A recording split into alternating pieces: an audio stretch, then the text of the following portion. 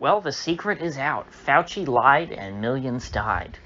Fauci's emails, at least a portion of them going from January through June of 2020, have been released, although heavily redacted, through a Freedom of Information Act request from the Washington Post and somebody else, I think. And gee, what perfect timing. Just after I was saying last week that it seemed to me like the system was beginning to turn on Fauci and that they were going to throw him under the bus because there were way too many bad news stories coming out for him. That, he's been totally protected this whole, year and a half.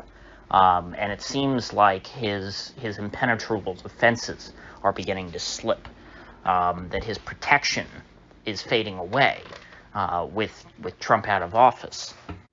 And now, after everything that's been coming out, these quote-unquote resurfaced tapes of Fauci saying rather inconvenient things about gain-of-function research before Congress. Of course, these things never resurface. Somebody always has them, and they were just sitting on them, and they decided to emphasize them now. Same thing now with these emails.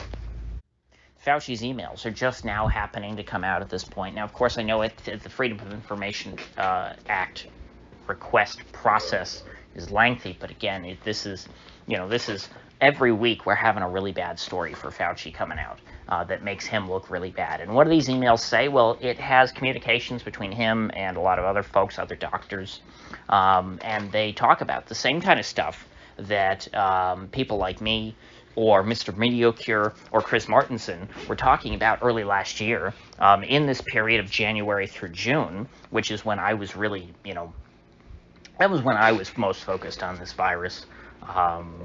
By the middle of the year, there was no more, we turned the tide here in Florida, restaurants were back open, and so it wasn't something that I thought much about. We never had any real restrictions other than that, so once that was all done, I'm like, oh, I moved on. But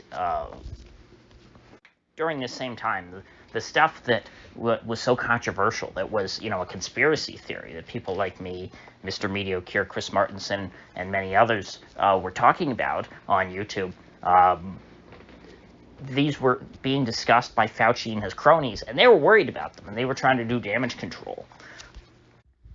It's pretty funny. There was even an article from Zero Hedge that they shared in their little email chain, which was pretty funny to see, considering that Zero Hedge was banned from Twitter over its coverage of the virus and the various theories around its origin and the Wuhan lab. It seems, that this email provides a little bit more support to the theory that we had all along, which was that Zero Hedge was banned because, it was making Fauci's job a little too difficult. Now, even more interestingly, these emails not only discuss the lab leak theory, which is now becoming okay to talk about, but also gain-of-function research is talked about extensively. These folks do seem a bit concerned about it. They don't come out right out and admit and say, hey, we made this virus and it's airborne AIDS, and what happens if people find out about it? It's not that much of a smoking gun, but it's not the kind of stuff that they would have obviously been saying publicly. But it's interesting. I've been watching how the narrative has been unraveling, and at first it became okay to talk about the lab leak hypothesis. Now it's becoming okay to talk about gain-of-function research, especially after that clip of Fauci talking before Congress last year, or not last year. I think it was like in 2012, but it just leaked last week, or not leaked. It was just brought up again last week by whoever was sitting on this tape. And so now people are talking about lab leaks and gain-of-function research, and now these email tapes come out and they start mentioning this study from India, which I covered at the time.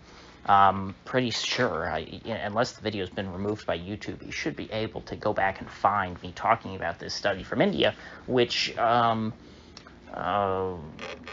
drew some parallels between the Wu flu virus and HIV. At least I think at this point I was still able to talk about that. You know what?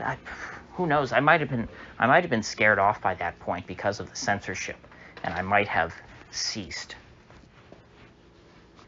Hard to say, but anyway, this Indian team. It was a very big story at the time in alternative media circles. They had sequenced the genome of the virus, and I'm not a biologist or a whatever you would call somebody who studies viruses, a virologist. So I'm not, I'm not an expert on this, but I was just, looking at the abstract. What they said was that essentially the spike protein did not seem to have any relation to any other coronavirus, and it appeared that somebody just copied and pasted part of the genome from HIV and put it into this coronavirus to make it more infectious for humans. Which is, of course, where this virus got its second nickname. First nickname was the Wu flu. Second nickname was airborne AIDS.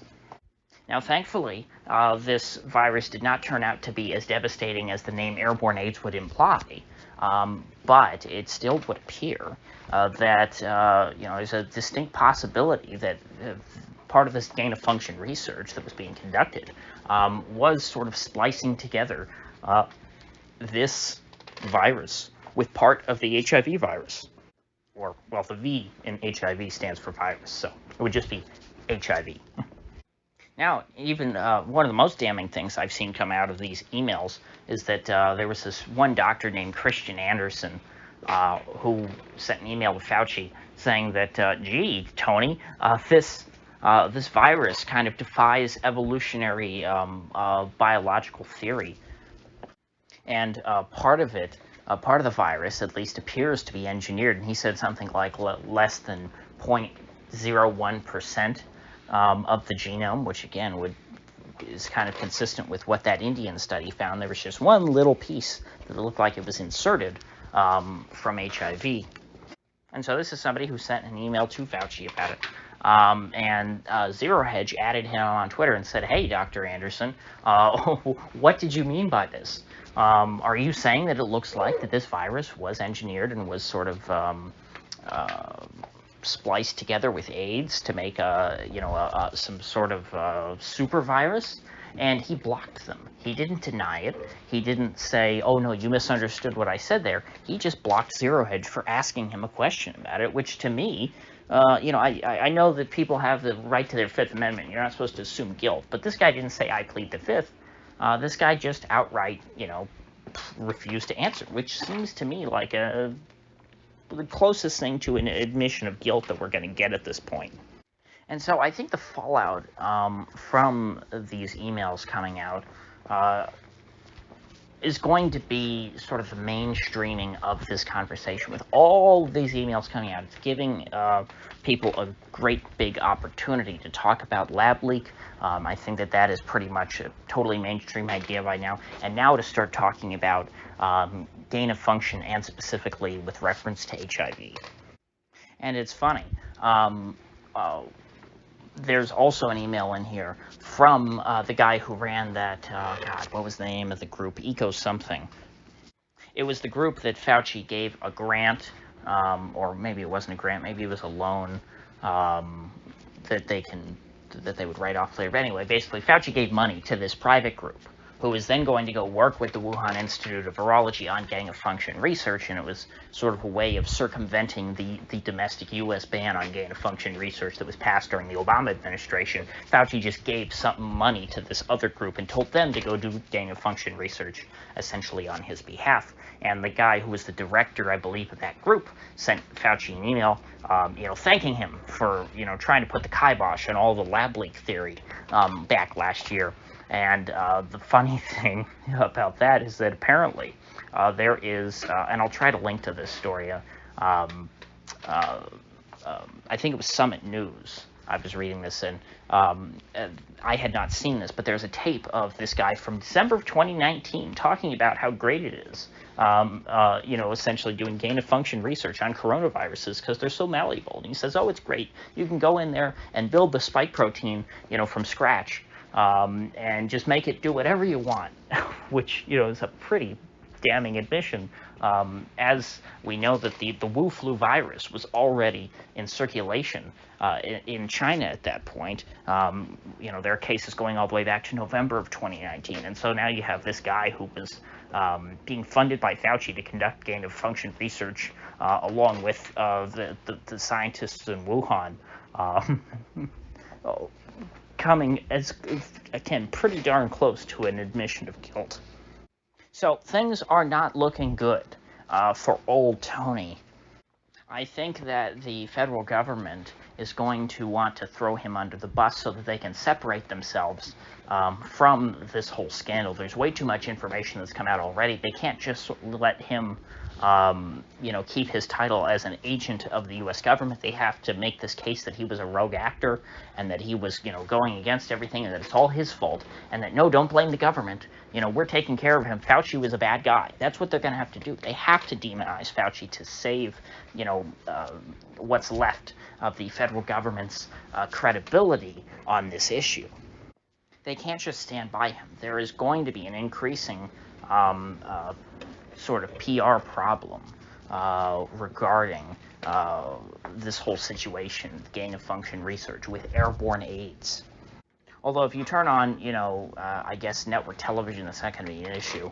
I had ABC on for a little bit earlier today just to see what the normal, morning news channels are talking about, and there was, no mention of the Fauci emails. But again, we have the internet these days. You can't just rely on the alphabet networks to suppress these stories for you, just like ABC suppressed the Epstein story. Eventually, the truth about Epstein came out, and now everybody knows pretty much.